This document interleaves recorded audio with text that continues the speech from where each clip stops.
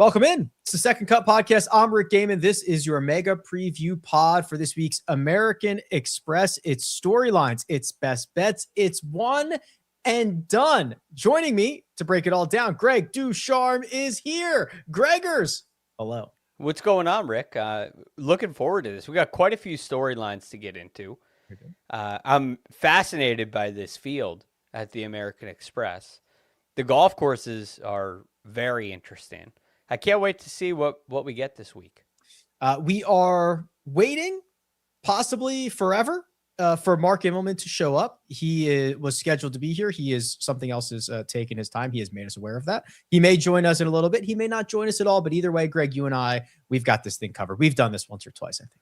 Yeah, we've got quite a resume built of mega preview shows. So we'll be in good shape. There's a lot of good stuff to get into here.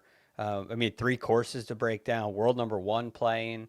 It's going to be a good show regardless. Fun stuff indeed. Let's just jump right on into it. Storyline of the day, 10 a.m. Eastern time this morning. LIV Golf announced a new player for the High Flyers. If I am aware, I think there is only one spot remaining. I believe one spot left on Smash, not officially announced yet, but the rosters for 2026 are shaping up. And this addition to Phil Mickelson's High Flyers, Greg, is Michael Lasasso. And if that name sounds familiar, it's because he is your reigning NCAA Division I individual men's golf champ. He went to Ole Miss. He will now forego his final year, his senior year of eligibility. He was scheduled to play the Masters because he won the NCAA individuals, but you have to stay an amateur to cash that in. So that exemption is now gone. Lasasso is going to kick off his professional career in Riyadh in a few weeks. Yes.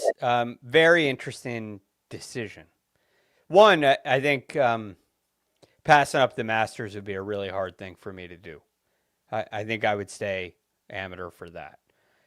So that's first and foremost. However, that being said, I never really blame anybody for turning professional. You can turn out to regret that. And then you add to it that you go to LIV instead of the PGA Tour route, and it makes it that much harder to get into the Masters. So that would be, it's a huge bucket list for me. Even like going there, playing the golf course, if playing in the Masters was realistic.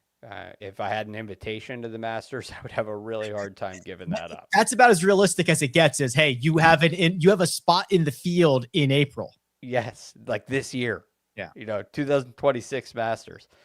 I'd put everything on pause for a year. Go backpack Europe and try to get ready for the Masters that way if I had to. So, but that's just me.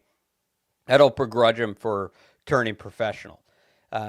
Now, going to LIV, this is a different discussion. It's one that I find to be rather interesting. Mm-hmm. One, it makes sense in that when you're a young professional golfer, you have a lot of expenses. Yes. And no guaranteed income. And it can be a very difficult road. It can be very difficult. I don't know what kind of NIL, if any, Michael Lasasso was getting at Ole Miss. I have no clue what the sponsorship situation would be, but it can be, regardless, it can be a really tough road. You look at Ben Griffin, it can be extremely tough. So having a guaranteed paycheck, I can see that being extremely attractive. And you've never been a member of the PGA Tour, so it's not like you're turning your back on anyone. Mm-hmm.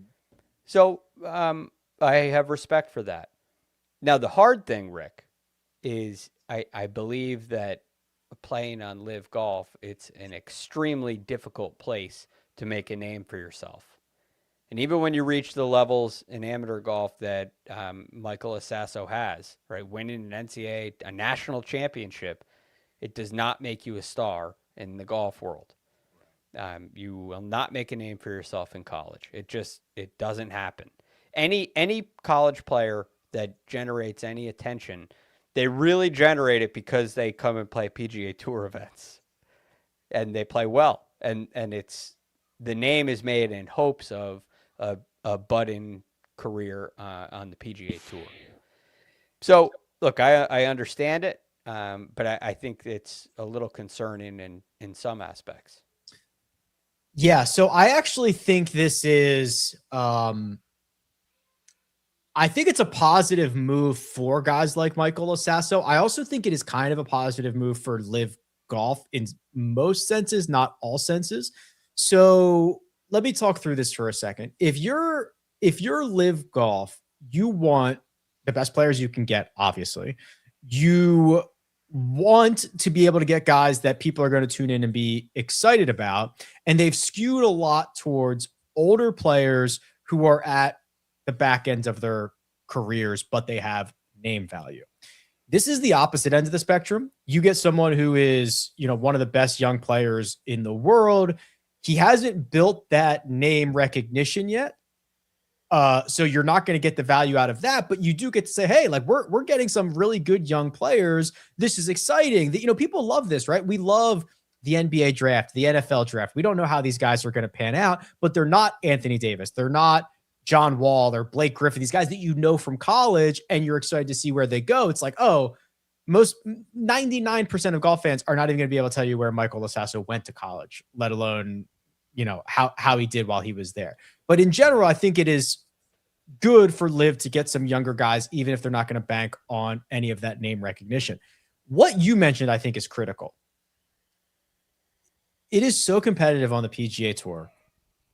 It is so expensive to play professional golf that if he gets a guaranteed, I don't know what it could be, $5-10 million bucks plus a couple of years worth of earnings. He's never been on the PGA Tour, so he doesn't have a suspension to serve if he ever wants to go back to the PGA Tour, or if he ever wants to try that path as well. It could really set him up for a pretty long, sustainable professional career with what he does over the next however long this contract is. Yeah, and look, some of the, like what Brooks Koepka comes back to LIV because of the world. He didn't want the world travel, right? Or at least that's what he said. And if you look at world travel as a negative, you probably don't when you're, how old is he? 23. Yeah. As a young 20-something, and really, there are a lot of people in the world that enjoy world travel. They could look at that as a huge positive rather than a negative. I would look at it as a negative for me in my life. But there are many, and I appreciate it, that don't. So it makes sense as a youngster to go travel the world with guaranteed income, and you kind of set yourself up for financial security right out of college. Not a lot of people, not a lot of golfers get that right away. So you eliminate that difficult time. And then, because you were never a member of the tour, you have options, right? Let's say there's still that 1 year suspension like Laurie Cantor faced. He was never a member of the tour, but was still unable to play PGA Tour events for a year. Well, you can still go play the DP World Tour if you want to leave LIV at some point. And that can be a way into majors. Probably need to do it for a full season to earn enough or at least win. And he possibly could do that. You might get into some majors if you are winning on LIV. If you're the top seed on LIV, that's a very narrow pathway, I will say. So look, he's got some options, but I understand taking 4 years and a lot more earnings than you're going to get anywhere else in professional golf. Yeah, he's only 21, actually. So you think 4 years, he's 25, and he's got, just say, 10 to 20 million bucks in earnings or whatever it ends up being, and maybe some endorsements and all this other stuff, and then a pretty clear pathway back to any other path of professional golf you want to go down. So we will see. Again, they're teeing it up in just a couple of weeks. They're going to start in Riyadh. That roster for LIV Golf is nearly finalized. Anything else, LIV, before I move us along, Gregors? Well, it'll be interesting to see what happens with official world golf rankings. Yeah. And I guess the last piece of it would be, do you want to? What are your goals in your career? Do you want to be the best golfer in the world, the best golfer you can be? Probably not the ideal route for that, but there's definitely time to pursue that in other ways going forward. So yeah, I think it's a reasonable decision. This week, the PGA Tour heads to Palm Springs. They will be playing the event formerly known as the Desert Classic, formerly known as the Career Builder Challenge, formerly known as the Humana Challenge, formerly known as the Bob Hope Classic, formerly known as the Bob Hope Chrysler Classic, formerly known as the Bob Hope Classic, formerly known as the Bob Hope Desert Classic, formerly known as the Palm Springs Golf Classic, formerly known as the Palm Springs Desert Golf Classic, which is, of course, Greg, the American Express. Yes. Which, a couple interesting things about this event. One, the golf courses through that history that you mentioned have been extremely easy. There was a time when the stadium course was so hard that the tour players signed a petition to remove it from the schedule. They are so soft. Right. Hardest course in the world. Well, eventually it comes back to the tour and they just tear it up. It had been softened in its design and things like that. But before last season, before the 2025 rendition, they redid the golf course. I guess you could call it a restoration. They flattened some of the bunkers. They enlarged the greens. They enlarged the greens to access some hole locations a little closer to hazards. And I mean, it's only 1 year of data, but it really seems to have worked. Looking at the stadium course specifically, it was the 19th hardest course on tour. Before that, it was 47th in 2024. That's out of 50 courses. Third easiest. It was 55th hardest or third easiest in 2023. About the 13th easiest in 2022. So it really had gotten quite easy. And I also found this interesting. It went from, in 24, the 10th easiest course in proximity to the hole, to last year, the 10th hardest. So some of these changes really did make the golf course much more formidable. The problem is you just still can't get around the conditions. This week, the highest wind total is a whopping 8 miles an hour.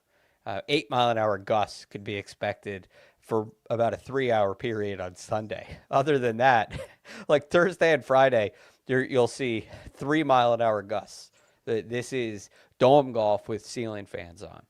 And anytime you have that, you're going to have guys making birdies. Ceiling fans, but just on the number one setting. We're not even getting to 2 or 3 just yet. Just keep it moving. Just keep it moving. Just circulate a little bit of air around this place. And the other 2 courses, La Quinta Country Club and the Nicklaus Tournament course, you were mentioning those ranks, Greg, and I'm sure last year they were like 47 and 48 or something like that out of 50. They played like 3.5 or 4 shots under par, and everybody's going to get a crack at all 3 of these courses. So you play 1 round on each of these 3 courses. There's a 54 hole cut, and then they return to the stadium course for Sunday's final round.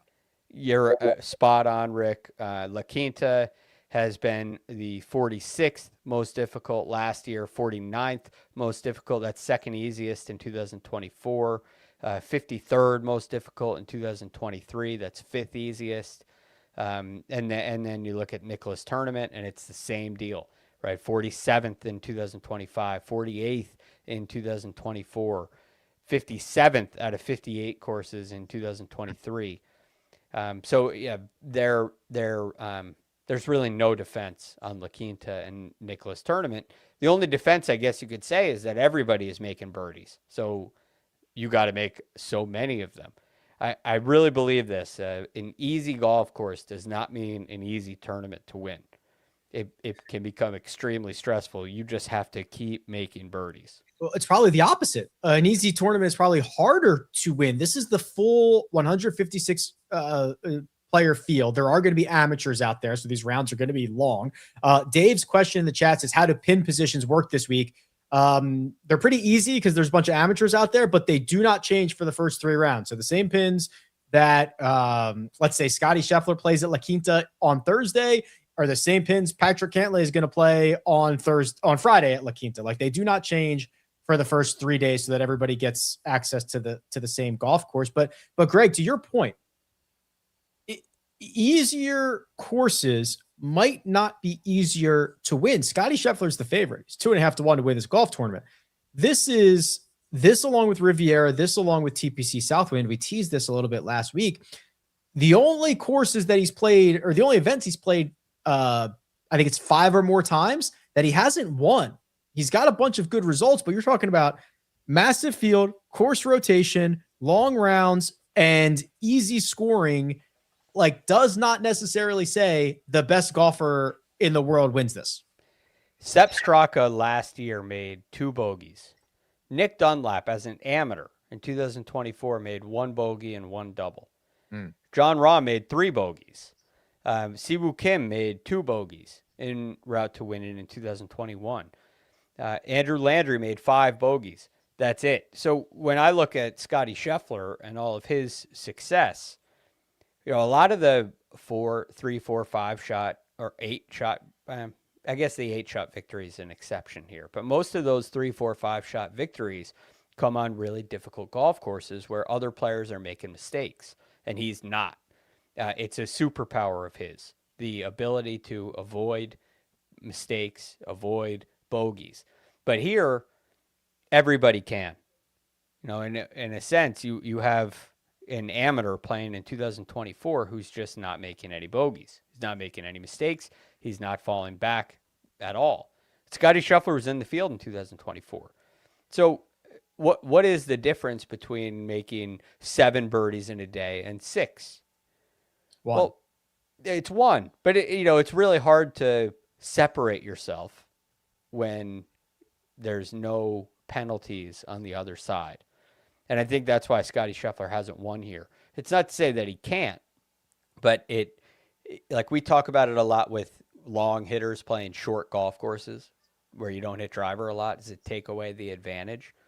Well, the setup here, because there's no rough, it's pretty manageable, at least at La Quinta and Nicklaus tournament. It's very manageable around the greens.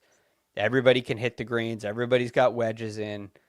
It becomes really difficult for a player like Scotty Scheffler to go separate himself. Yeah. When we hop on here on Fridays and we boast about a clean card, a 66 that so-and-so shot, like that, you might be losing ground this week out. Right. You might be in 33rd place. Yeah, something like that. So keep the foot on the pedal. And that's what the young guys and the Corn Ferry guys and everybody in the world's good at. They can all make enough birdies. But the way that Scotty separates himself and the best players in the world is they separate themselves by not making those big mistakes. You mentioned Nick Dunlap there, and I want to pivot real quick because there was a question from Patreon in regards to Nick Dunlap. It's from Jim Haggerty. And this story of Nick Dunlap is becoming more and more interesting, Greg. You mentioned it 2 years ago. He wins as an amateur. He immediately takes up his professional status, joins the PGA Tour, foregoes his time at Alabama. He would go on to win later that year for a second time. He has developed what I believe he has even called like the full swing driver yips. I mean, he cannot keep it on the planet. Statistically speaking, he lost 7 strokes off the tee last week in Honolulu. He gained 7 strokes on approach. And if you start going through his stats, I mean, he's losing 2 strokes around off the tee, which has got to be some of the worst driving I've seen in quite some time. So the question from Jim comes back to this. How does Nick Dunlap balance the pressure of fixing his driver while also trying to make cuts and establish himself on the PGA Tour? Well, the interesting thing there to Jim's question is fixing the driver is the way that he's going to go make cuts. It's a really hard position to be in because, well, can you go to a Henrik Stenson-like model and hit 3-wood? He does that a lot. You give up a lot of ground. I mean, he was hitting 3-woods off the tee in Cabo with 70-yard wide fairways. You give up a lot of distance that way. And if you start playing from a little farther back, you're going to still be losing strokes off the tee. You might be able to find your ball. You might take fewer penalty strokes, but you really have to get the driver into a reasonable position where you can hit it on holes where everybody's hitting driver. And then, on some of your shorter holes, your 400-yard par 4s, you can afford to hit a 3-wood if you're more comfortable with it. Make sure that you put the ball in play. But the problem is that laying up doesn't guarantee that you're going to be in the fairway. So it's not really a this or that choice. And it's a really big chink in the armor for Nick Dunlap. So the answer to that question is you fix the driver. When you fix the driver, you'll make cuts and you'll keep your PGA Tour card. There's not a great workaround. Maybe on a course like this, you can lay back a little bit and give yourself a gap wedge in instead of lob wedge and survive. But still, you're giving up too much. So it's just something that you have to buckle down and get fixed. Yeah, it adds up really quick when you're starting to play from that far back. And even if you're hitting above average shots from the position that you're in, guys that are hitting below average shots from other positions are still closer to a hole than you. You mentioned it with Chris Gotterup last week. He's hitting pretty bad wedges, but pretty bad wedges when other guys are hitting like fine 8-irons are still better. So it's like there really is no solution other than fix the problem. Yes. Easy. The guys near the top are really good drivers of the ball. Even the Russell Henleys, who's short, is extremely accurate. Yeah. And he hits fairways at a higher clip, so he's not bleeding strokes off the tee. Like you can't be short and crooked. You can't be wild off the tee. You definitely can't have the yips. So I think Nick Dunlap will be able to solve it at some point. But there's no running away. There's no hiding from this. It's not like that, if Victor Hovland has a problem with his short game, well, let's hit some more greens. When you get into situations, maybe you're in a bunker and it masks the problem. Maybe you can putt if you're in a tight lie situation. You can do things like that while you're working on improving your technique. It's much harder to do with the driver issue. Yeah, not to pile on, but he was, third to last in driving accuracy last season, about 50% of fairways. It just doesn't end up working. We're starting to get, so obviously we've got Scotty Scheffler in the field this week. We're starting to get some other guys and their debuts. Sam Burns is going to tee it up this week. Ludwig Oberg and Patrick Cantlay are going to tee it up. Matt Fitzpatrick back from his run on the DP World Tour. I saw this is one of the stronger fields that we've had in American Express history in quite some time. And that seems to be the growing case. Maybe it's the more competitive nature of the PGA Tour in the last couple of years, but even now what used to be some of the weaker field events are getting much stronger. Well, now the FedEx Cup fall doesn't count towards your FedEx Cup standings in the next year, right? The wraparound season is done. So, we're looking at this for one and done.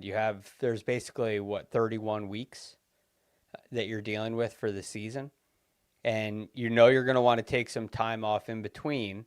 So, you're not going to want to play, more than 4 events. Some guys might play 5 in a row, but you need to take some breaks at some point to maintain your performance. So you really have to get off to an early start. And you don't have the opportunity of going and playing a fall event and winning and being at 500 FedEx Cup points and you're in really good shape for the whole year, right? That opportunity is out the window. So guys used to kind of spread it out a little bit. I'll play 1 or 2 fall events and then see where I stand. Now everybody's starting from zero and you don't want to give up too many opportunities. You don't have to play them all, but you got to get going. And otherwise, you're going to be in a position facing a lot of pressure in major championships. And before you know it, you're in crunch time and you're outside the playoffs. And you finish like Shane Lowry 2 years ago, finished tied 15th, tied 18th, tied 17th. He had a lot of those kind of top 20 finishes, but not a lot of top 10s, and he ends up missing the playoffs. It's like, well, you could either play more or have a couple of better finishes. So you really don't want to wait to start your season too long because it's just the season pinches down quickly. They're getting after it, and I want to get to our grid where we can talk about some players specifically, but I think a good segue is from Ryan Chapman, who's also via the Patreon here. And we'll put a bow on kind of the course preview and getting into the preview with this, because we talked about ways that Scotty Scheffler cannot necessarily separate himself. So Ryan's question is basically, besides just getting hot with the putter, what is most important? How can guys separate themselves? We've talked a little bit about the opposite way. What are ways that you can actually do it on these 3 courses? Yeah, well, you really mentioned the 2 important ones. The hot putter is crucial. For the I don't have stats on Nick Dunlap for some reason. I couldn't get his stats from when he won in 2024. So aside from him, Sepp Straka was 8th in putting. Hudson Swafford was 2nd. Siwoo Kim was 8th. Landry was 6th. That's just at the stadium course. You really have to make a lot of putts on the greens. So I know you mentioned that, and you said besides that. So what else can you look for? I mean, when I'm breaking this kind of thing down, I am looking at wedge play. I am looking at putters, but I'm also looking at ceilings. Who are guys that make a lot of birdies? Who are guys that reach 15 under or lower a lot in a PGA Tour season? Guys that are able to go low and keep stringing birdies together. It could be an advantage like a Pearson Cootie, we'll talk about in the fantasy section. He played on the Korn Ferry Tour last year. A lot of those kind of events are sprints, and you get used to that kind of test. So it really is the 2 things you mentioned: wedge play and the putter. And I guess the last thing would be an ability to get really hot in any area. Can you gain a high number of strokes in multiple weeks during a PGA Tour season? Yeah, all gas, no break for this week. Okay, we'll turn our attention to the grid, which, if you've never seen this before, here's how it works. We have each picked a matchup of our choice, a finishing position of our choice, and 2 separate outrights. I'll tell you right now, the grid is pretty eclectic this week. There's a pretty good mix of names in an event that has had winners be 100, 200, 300 to 1 just in the last handful of years. So, Mina, whenever you're ready, fire that grid into our veins, please. Thank you very much. And I will point out one thing here. Mark is not here to defend himself, but quite honestly, we would say this to his face. He has not placed a matchup this week, Greg, because every week, Mark, he cannot dodge the old manness of himself, where he can never locate where the matchups are. Usually Mina has to send him a sheet of all the matchups and he picks one. Well, that didn't come to fruition this week because he got distracted. He was able to get the other bets in. He does not have a matchup bet for this week. Yeah, this is a guy that's calling it the YouTube. How's the show doing on the YouTube this evening? It's just the way that it goes with Mark sometimes, but we love him. He can be a phenomenal picker. And I'm always curious to hear his insights, because he's not looking at the same things we are. And he has an advantage when he's out there on tour, which is quite often, where he sees guys in action and he knows how they're really looking. And so I really value that perspective. I wish we had a matchup, but unfortunately it's just, the technological advancements are passing some of us by here on the second cut. He's an old man, but he's our old man. And sometimes it's difficult to get him to find those matchups. Mina, are you jumping in? I was just going to say, I'll post it on our Instagram and on YouTube. So we do think we're eventually going to get one from him. Yeah. I'll post it on like the YouTube posts. So you have to subscribe. Oh, she got you. Don't wait. Okay. Yeah, go do it. All right, Gregors, your matchup is I like this. This is a guy that I think is going to have a pretty good year. Your matchup, please.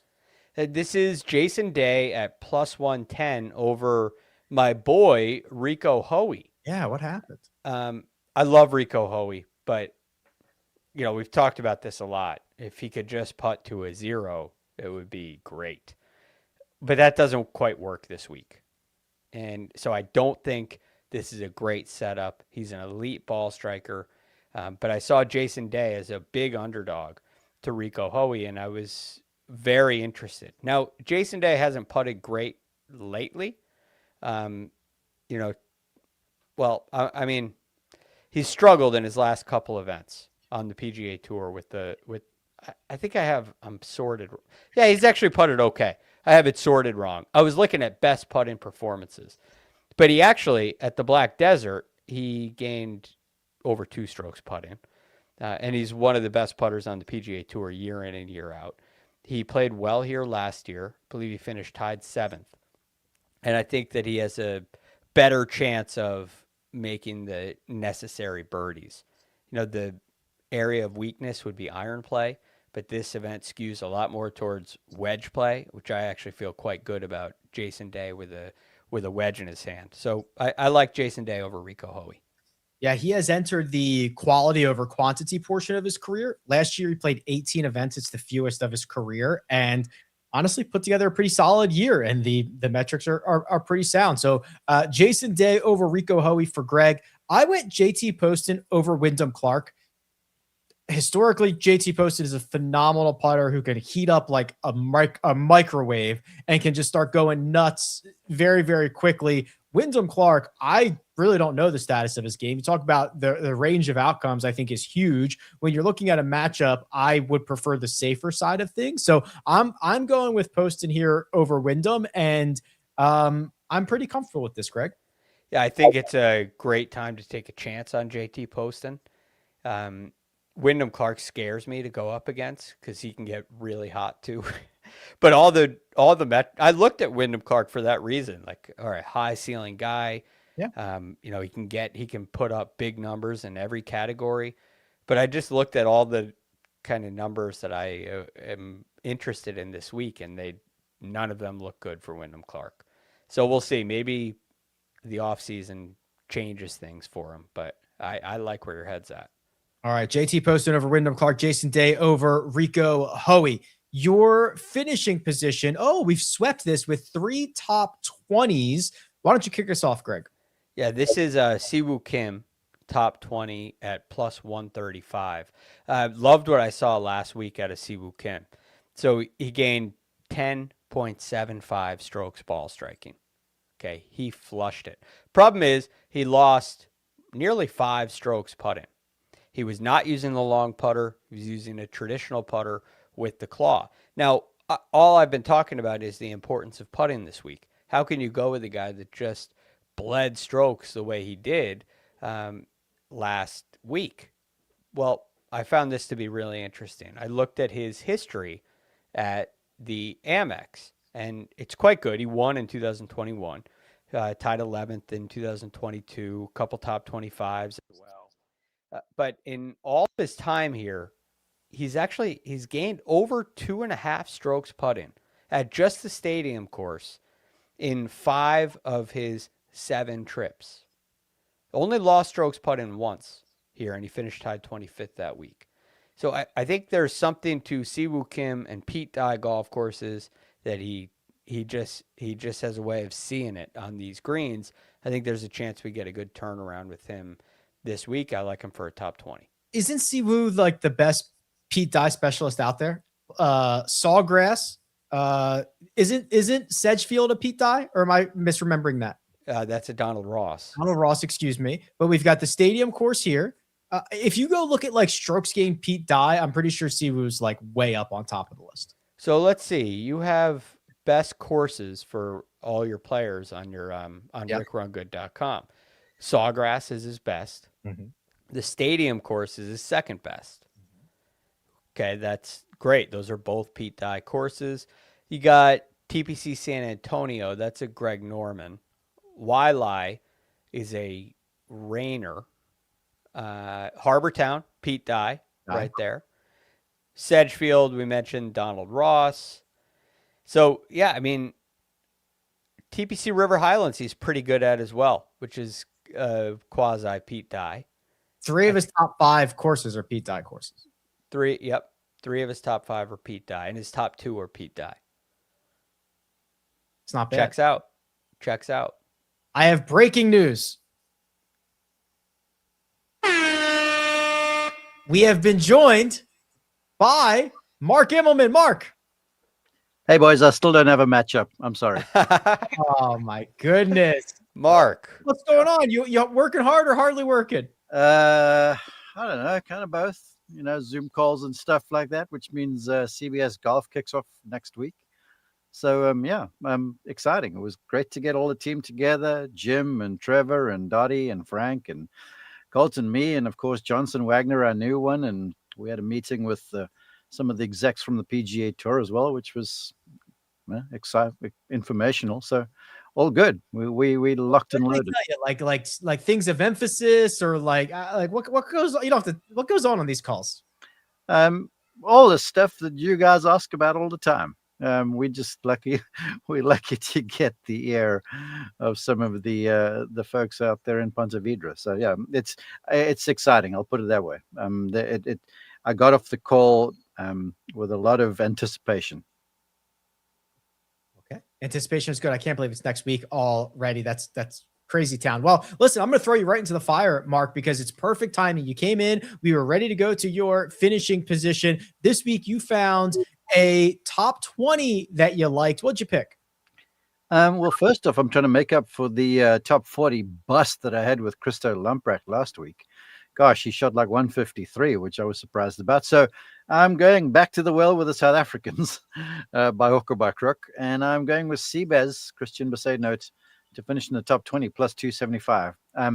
He won this thing, or at least he got first place money a few years ago when Nick Dunlap won as an amateur. So he's got a good record around here. I feel like the skill set that he possesses works well around these golf courses. And so I'm good greens, good conditions. He's accurate. I feel like Christian, who played well over in South Africa here over December, brings some good form into 2026. I forgot that he moved up and got the first place money. Do we know if he has ever, has he sent Nick Dunlap a nice big fat bottle of wine or something like that to thank him for it? Well, knowing the guy that Christian is, I'm sure he has. He's just a good human being around and around. So yeah, I'm sure there was a little gift, something in the mail.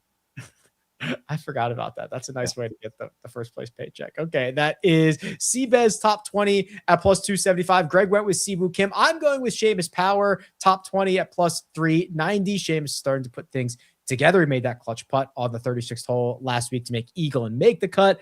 Finished well on Sunday. Ended his fall well.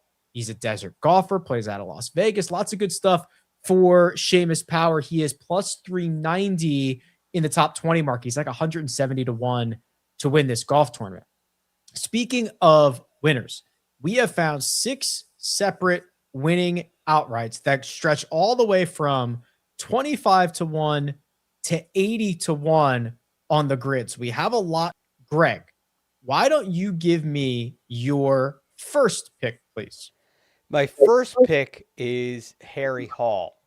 I'm very excited about what I'm seeing out of Harry Hall. We know how good of a putter he is. He finished third on the PGA Tour last year in strokes gained putting. He can absolutely fill it up. What has me excited about Harry Hall is some of the scoring statistics that he has. And you just look down this page, it's incredible. Back nine scoring average, he's third. Birdie average, third. Birdie or better percentage, third. That makes sense. Early scoring average, he's second. Front nine scoring average, he's sixth. Late scoring average, he's 22nd. Par 3 scoring average, fifth. Par 4 scoring average, fourth. Par 5 scoring average, 17th.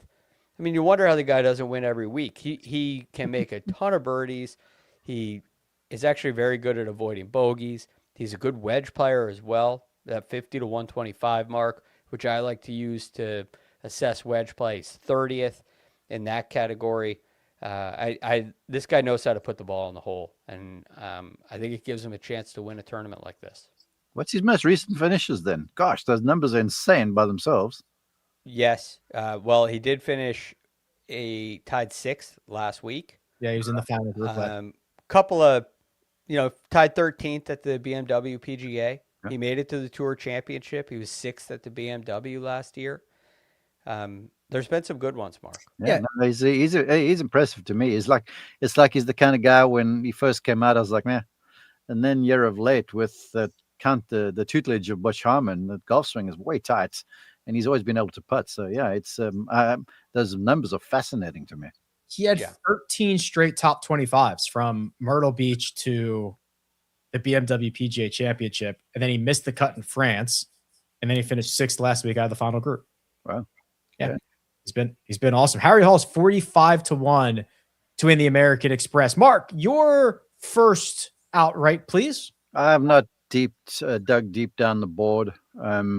Typically, this place tends to identify folks that are playing really well, and so you sold me on this one last week, and I was kind of disappointed I did not consider Ben Griffin, so I'm doing it this week because just there's something about a player playing well and a player with confidence, and the confidence is soaring, and more importantly for Ben Griffin, I feel like the self-assuredness and the self-belief is off the charts. So every time he tees it up, it's not like he's trying to fill fields. He's thinking of one thing, and that's winning. So his first go around as a married guy, I think he finished like 17th or something last week. So let's go a few better this week. Yeah, he got off to a really hot start and played okay the rest of the week, and finished T17 in Honolulu. I'm ready for Michael Thorbjornsen's 2026 debut. He showed a lot of firepower and a lot of upside at the end of last year. He finished 3rd in Japan, finished 7th in Sea Island. He had a pretty good stretch last summer with a 4th at the Rocket, a T21 at the John Deere, and a 14th at the ISCO. I like this type of event for kind of what we were talking about earlier, Greg, is like these young guys who are just all gas, go make a bunch of birdies. Like this is your opportunity. Just go get to 25 under par and see what happens. I think this is a year where Michael Thorbjornsen takes a big step forward, and he's 45-1. Yeah, I was very excited about him coming into this year. I was excited about him coming into last year, and it was a little bit of a slow start. So hopefully things turn the corner for him. But the talent is without question there. So I like the play there. I caught into the fact, Rick, that early last year he got mononucleosis, and that's why he didn't play very well. I didn't hear that. Yeah, he's badly ill. I didn't know that either. That would make sense. I mean, half the year was very, very slow start, and then the second half of the year he was fantastic. I didn't know he had mono, Mark. Hold on, I'm just double checking. These are all the notes that we get from research people. So you can go ahead. I'll confirm now. We'll confirm that if Thorbjornsen had mono. Okay, we got 3 to go. I'll symptoms of mono, battling symptoms of mono. Oh, well, he's definitely not fun. Yeah. Okay. Sure, he's feeling better now. I'll just keep it rolling. Ryan Gerard, 80-1. I think we talked about this on Sunday night, Greg. He's in the Masters. He's in the signature events. He's playing great golf. He is much too long at 80-1. Ryan Gerard is just like, I'm clicking his name every chance I can get. Yeah, I understand that. It red hot with the ball striking and putted really well last week too. So lot to like with a confident player like that. I'm so high on this guy. I cannot tell you. And for the folks who haven't seen him play, when you see the swing on TV, because you'll be like, are you for serious about this thing? Because it looks like it's like Tommy Gainey without the 2 gloves. It's kind of all his own, very short club face, lots of side tilts and stuff. But golly, he can go. He is so good. Finds the center of the club face a lot, and it shows up in the numbers. All right, Greg, you have also joined me in the 80-1 department. This is a name that we were very excited about at points last year. And that excitement might have cooled, but not for this week, because you have added him to your card. Who is it, please? This is Max Grazerman. Very excited about Max Grazerman. Now, I think it's important to note that this is the kind of tournament where I'm looking for potential. I'm looking for upside and things like that. And that's what Max Grazerman is. I believe that he's hunting a win. He can get scorching hot with the putter. He's a phenomenal putter. Multiple times last year he was gaining 4, 5, 6, even 8 strokes just on the greens. His iron play is kind of a weakness, I suppose you could say, but not when it's on, because he can also put up some serious numbers with his approach play. when he's on. And I don't think this is such a demanding test where you have to be a great ball striker. Not that he's not a great ball striker. Like I said, he can be at times. You don't have to be a great ball striker to perform really well here. But I love what he can do with the putter in his hands. I think there's a massive amount of upside, and kind of like you feel about Ryan Gerard, I think he's too long at 80-1 as well. Finished 7th here last year. Hopefully he can build on that. All right. 5/6 of the way done. The outright columns. Mark, take us home, please. I think 2026 is the year. Patrick Cantlay needs to start doing a little something. I mean, he was at one stage the guy, everyone was like, when's the major championship coming? Then he kind of disappeared. And it was all on the putter, really, because the golf swing is uber reliable and he's really a sound ball striker and a sound mind. So he's from Southern California. He's had a good record at this place. I feel like he had a top 5, or he was in contention last year. So let's start the season off right, Patrick Cantlay. You can make a statement in your home state. He has done everything but win at this event. He's got the runner-up finish, which he shot, I believe it was a 60 on Sunday. He's got 3 more top 10s, has done everything but just get it across the finish line, but potentially a very good week for Patrick Cantlay coming. So to recap, that's Patrick Cantlay, Ben Griffin, Harry Hall, Max Grazerman, Ryan Gerard, Michael Thor Bjornsson rounding out the outright card for this week. Which leaves us really, I usually say one final thing to do. We've got a little bit more to do, but one big final thing to do. And that is the one and done. Last week, Mina, do we have the results from last week? Of course we do, because she won. So obviously she has. I should have ready for that. I should have went with Matsuyama. I was telling you guys.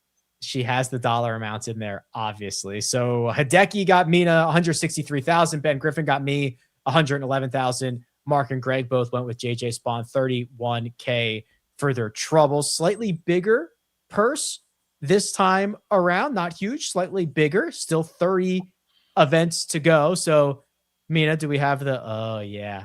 Okay. So if you're watching on or not watching on YouTube, there's silhouettes up on the screen of who we have picked. Greg's is the only one that I can guess because of that goofy hat he's wearing. Who'd you pick this week, Greg? Yeah, that would be Harry Hall. I think a different hat would go a long way for him. It'd be a lot. Yeah, you're right, man. He's got to lose that thing and start going with a baseball cap. But you know why he wears that hat, right? Well, tell me again. I've heard this story, but I'm going to get it wrong. Where he grew up in the south of England, Long Jim Barnes was a member there too, and young Harry Hall grew up there, kind of idolizing Jim Barnes, who wore a hat like that. So he's kind of tribute to a legend from his golf club, who was a legend of the game. Yeah. See, I would have said like Sir Henry Cotton or something like that. I was going to get it wrong. Dude. But don't you think that, like, now he's almost 30. Like, I feel like this was really cute for Harry to do when he was 8. Even Bryson is off the hat. And when Bryson is off the hat, I feel like Harry's got to be off the hat. I think it made a big difference for Bryson, switching hats. Yeah, but Bryson's hat is a different version. It's more slender and it didn't have the little button on the top. This one kind of looks like a beret mixed with a tam o' shanter kind of thing. It's kind of like almost French Southern English. It's weird. When I was about 8, it's funny you say that, Mark. When I was 8, my hockey team we all had a beret. We'd wear it backwards and collect pins from tournaments we went to, so everybody had these berets that were they weighed like 15 pounds because they were covered in pins. But I don't wear it now. I'll tell you that much. I don't even have one now. Go find it. But I love it. I don't love the hat, but I love the game. Wear it on Sunday's show. See if you can dig it out of that. I do not have it. Okay. Anyway, did we even discuss Harry Hall, or we're just going with Harry Hall? Well, we talked about him earlier. I love the birdie making ability. I'm psyched for him. I think this is a great spot, and I don't want to go too close to the top of the board because I kind of feel like the strategy in one and done is to save guys for the big signature events. You want to have as many options as possible in those events. But at the same time, you got 31 events. I don't want to be taking guys that are not in the top 50, so to speak. So I feel like Harry Hall is a really nice balance here.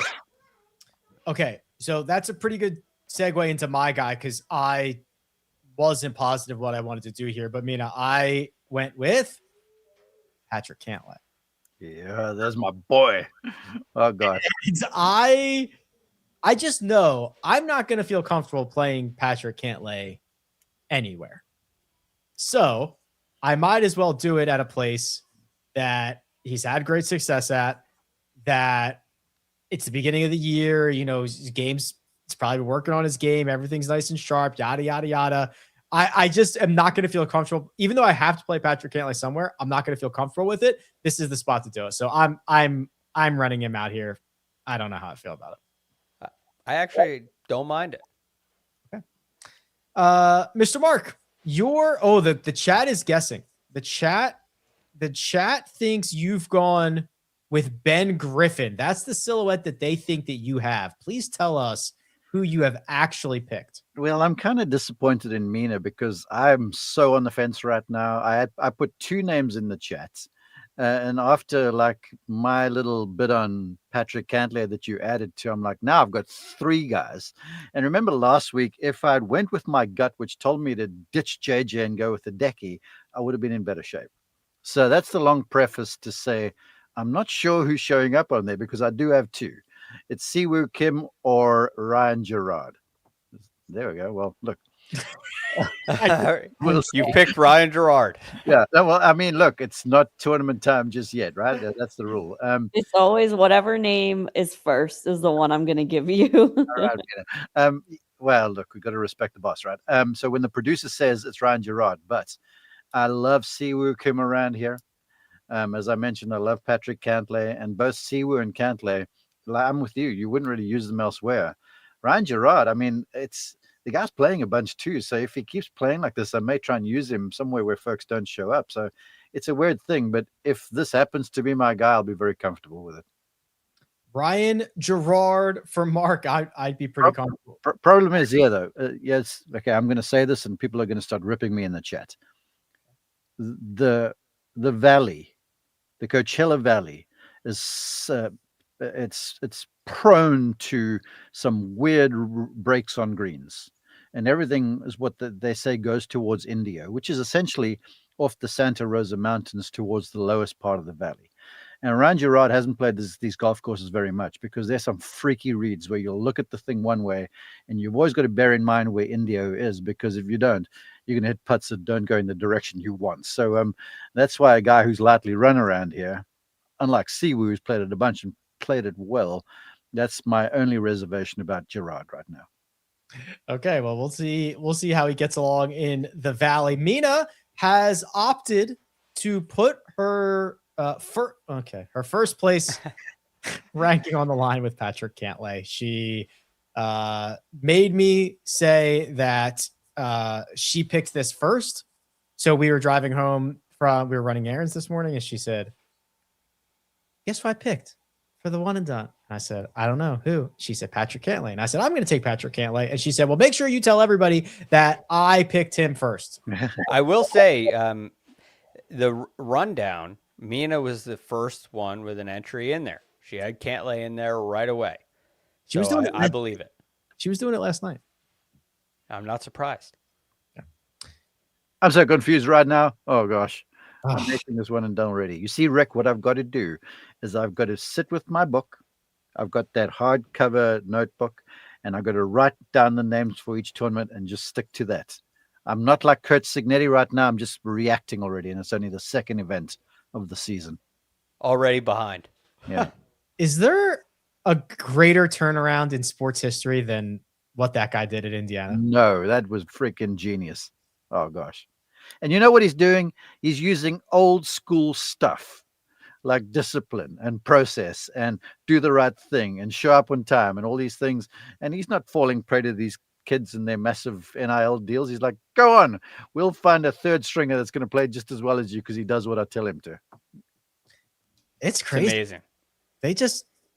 They just made everybody look silly. Yeah. Wow. I mean, I'll tell you what, I don't know who his agent is, but if I was his agent, I'd be fielding how much you want to give us? The highest contract ever? Okay. How much you want to give us? That man could get anything he wants right now. Okay, shout out to the Indiana AD because they just finished his deal earlier this year. They got him before because his price would have went up significantly after last night.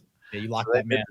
Yeah. And no ways out either. Because that price is through the roof. Okay, Mark, appreciate you. You came in, you did the valuable, the dirty work. You got your hands dirty. I appreciate you jumping in. What's up?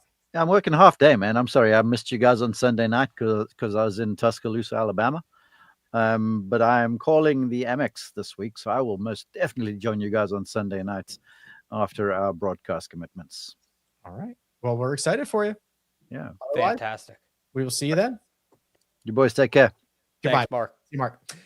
All right, Greg, there's a little bit more work to do here. We're going to transition to the fantasy portion of the show. We've got the Greg's Golfer of the Week, the GGOW. We've got a list of names that you've picked out in the 9K, the 8K, the 7K, and the 6K range to further discuss and see if we can find a little bit of value from a fantasy perspective. And of course, most of these things can be used, right? If you like somebody in the 7K range and you want to bet them at 80 or 90 or 100 to 1, or you think they might be a good top 40 option, it's just a way for us to discuss more players that we might be high on. Isn't that right, Greg? Yes. And I think the fantasy strategy is also interesting in and of itself. And my favorite thing about fantasy golf in general is it expands. It forces you to have an awareness of the entire field. Yes. So that, the fantasy community will be on guys like Ben Griffin, for instance, long before the general public is. So I appreciate doing the research for it just because I am more familiar with everybody that's playing. Yeah, it's true. The average fantasy golf player can probably name 100 players. The average professional golf fan can probably name 12. It's Right. just, you got to know. You got to know the cheap guys too. You got to know. You got to know ball.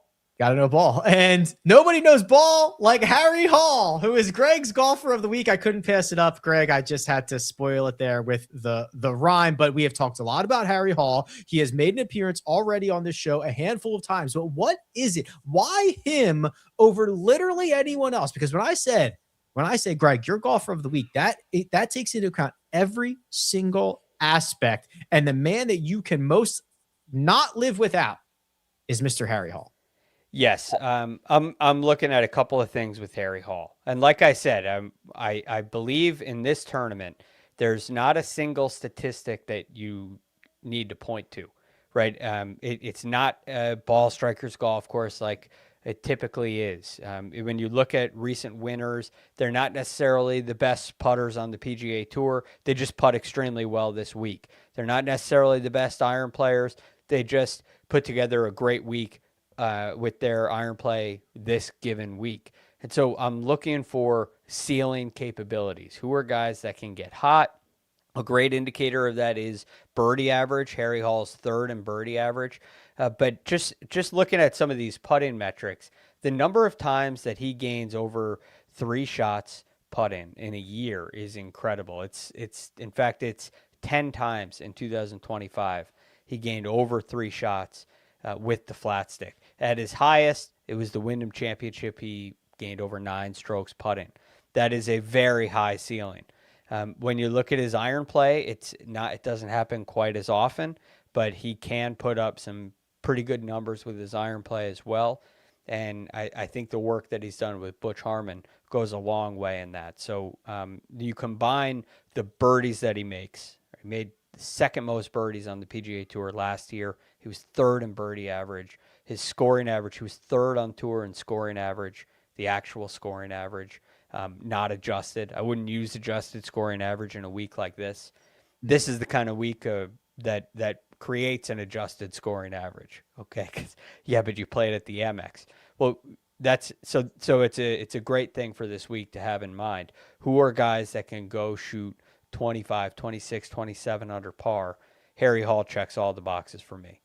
Harry Hall obviously then, of course, appears in the 9K and plus category for you. So does Ben Griffin. And we just kind of brushed over him a little bit earlier, Greg. And I want to get your thoughts on what he did last week at the Sony Open. It was a T19.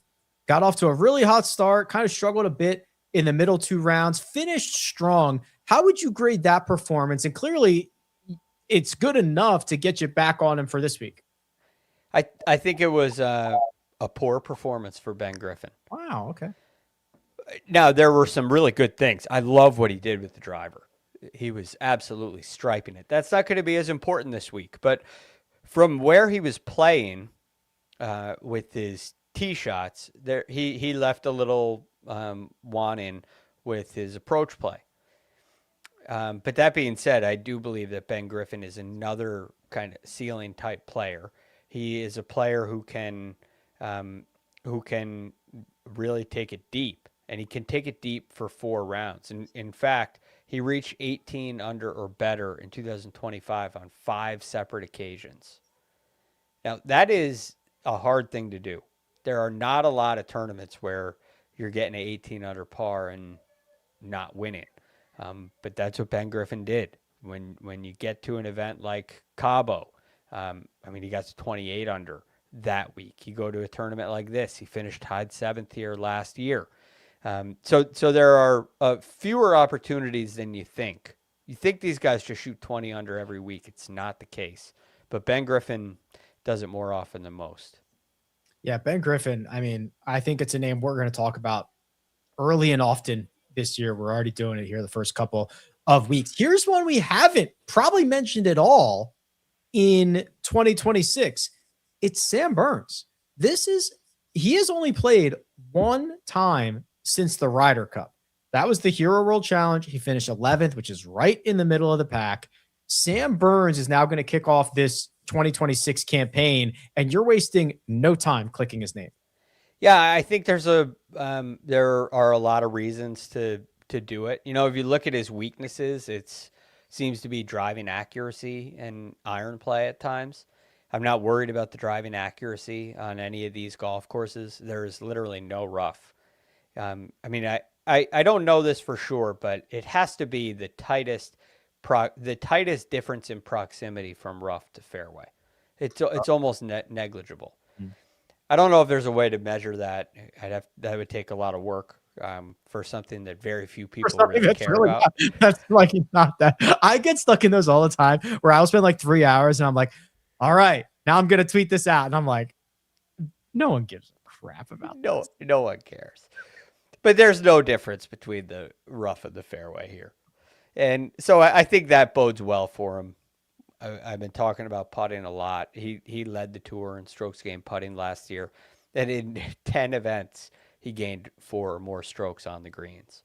So then you look to the iron play, which is a weakness. But his wedge play is not really that bad. You go to 50 to 125, he was 63rd.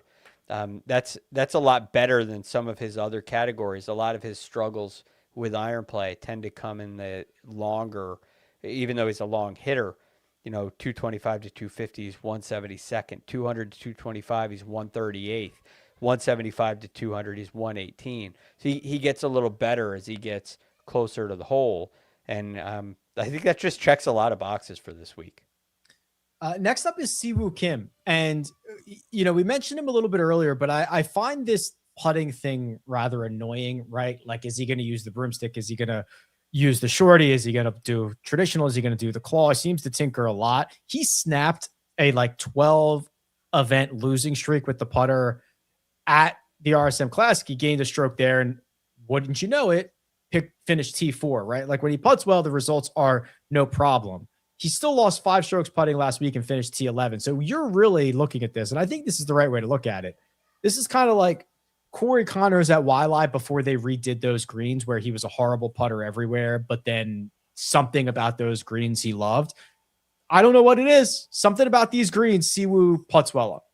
He does. It's significantly better than anywhere else. That's why it's, according to your website, which I trust wholeheartedly, it's his second best golf course behind the stadium course.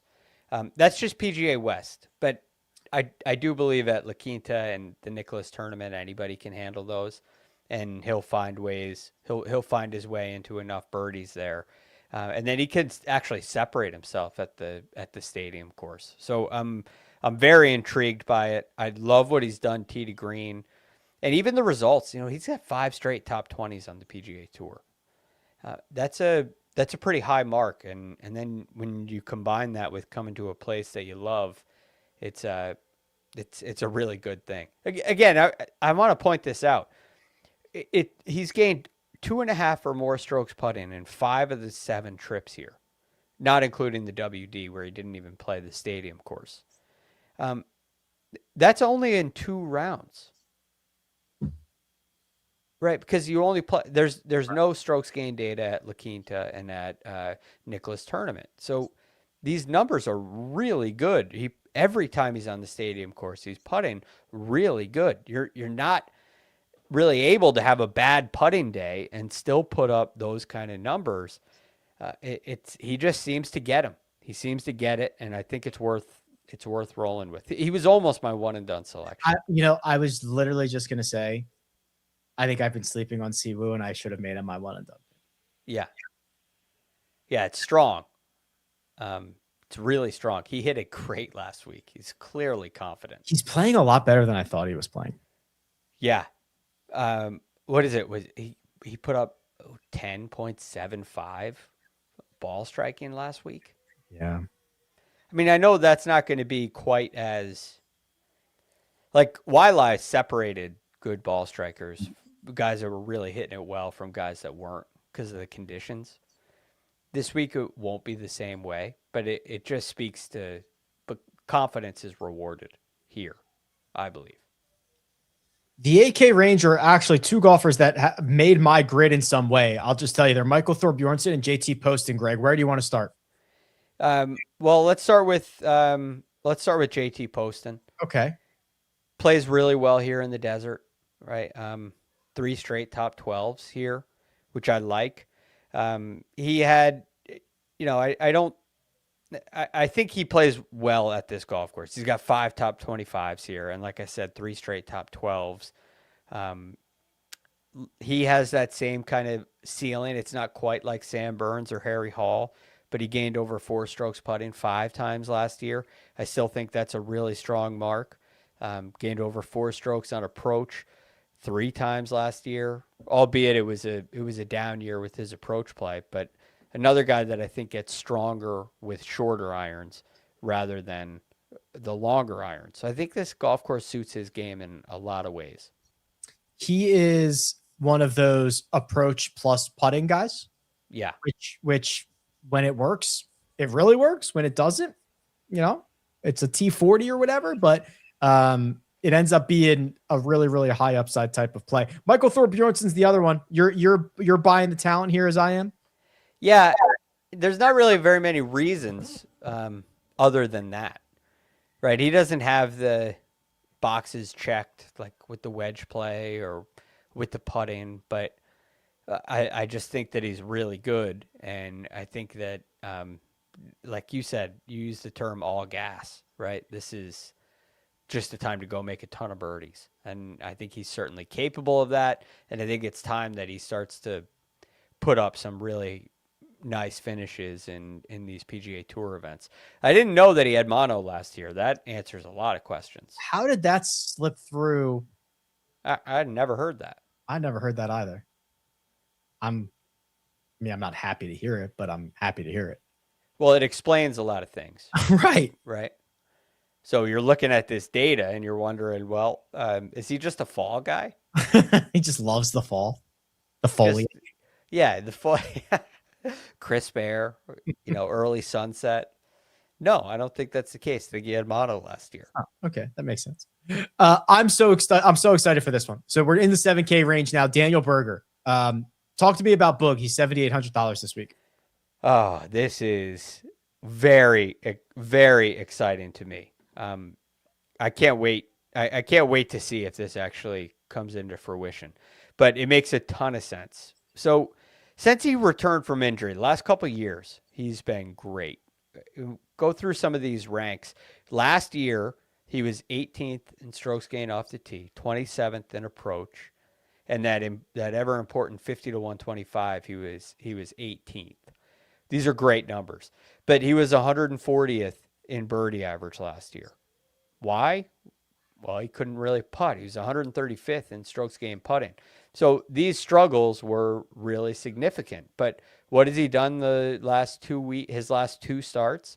The RSM in the fall and last week at the Sony, he puts up over 3.5 strokes putting in both of them. Extremely strong performances and a great week last week. So I think the fact that these 2 really good putting performances came with a long break in between makes this more than just, he had a good week last week. Right. And I think that bodes really well for Daniel Berger here. He could have been a one and done selection too, by the way. It's not bad. You, in the outline, wrote Cootie. I'm just going to assume it's Pearson Cootie. It is. Okay. It is. Good assumption. Yeah, look at Pearson Cootie. Last 8 events, 4 top 15 finishes. Now, remember, I'm not looking for consistency here, right? I haven't seen any semblance of consistency from our winners unless you go to like John Rahm in 2023. I'm looking for ceiling. This guy is very similar to the Michael Thorbjornsen. I'm kind of believing in the talent. He led the tour last year in strokes gained off the tee. He wasn't in the stats until the fall, but he eventually got to the required number of events, and he ends up leading the tour off the tee. Leads the tour in birdie average as well. He averaged 5 birdies last year. Now, normally, you'd say, okay, well, he didn't play in the toughest of events. He played on the Korn Ferry Tour. He split time there. Well, I actually think that's a good thing. He reached 15 under or better 7 times between the Korn Ferry Tour and the PGA Tour. So I think he has a lot of that Ben Griffin kind of ability to put 4 rounds together and go get well under par. He's doing this just very natural progression. This kind of Max Homa, Matt Fitzpatrick, just get better every year. Obviously, the great pedigree, but between his grandfather being a Masters champion and going to the University of Texas and having this great amateur career, he's just doing this very natural get better every single year, and it's exciting to see. So the Cootie stuff is cool. We talked about Max Grazerman, who's on this list, so I'm going to tee up here on Jacob Bridgman, who finished T4 last week at the Sony Open. Greg, he put together a complete gain, which is gaining in all 4 major categories. He had a couple of these high upside finishes a handful of times in 2025. He's made your short list. This last week was the second best tee to green performance of last. If the Sony was last year, it would have been his second best performance of the year. And I believe it's his 5th best performance of his entire career. He is a putting specialist, has not necessarily hit the ball very well through his career, but he did last week. And I think that area of his game may be getting better and could bode really well for a putting specialist. Another guy that put up some pretty serious numbers on the greens. It was 7 times for him that he gained 4 strokes or more putting last year. He was 8th from 15 to 20 feet and 6th from 15 to 20. Sorry, 10 to 15, he was 8th, and 6th from 15 to 20. Also a good wedge player. I think there's a lot of upside with Bridgman here at 7,400. The 6K range, which, listen, if you look historically, might have a winner in it. Hudson Swafford was 100 to 1. Landry was 200 to 1. Nick Dunlap was 300 to 1. And I'm not even sure he was in the draft kicks field. He might have been for his win a couple of years ago. So where do you want to go first in the 6K range? Guys that might actually be able to win this week. I think Lee Hodges could win this week. He seems a little underpriced to me. He finished tied 3rd here in 2022. So he's done it here. He's also coming off back-to-back top 6 finishes. That's good.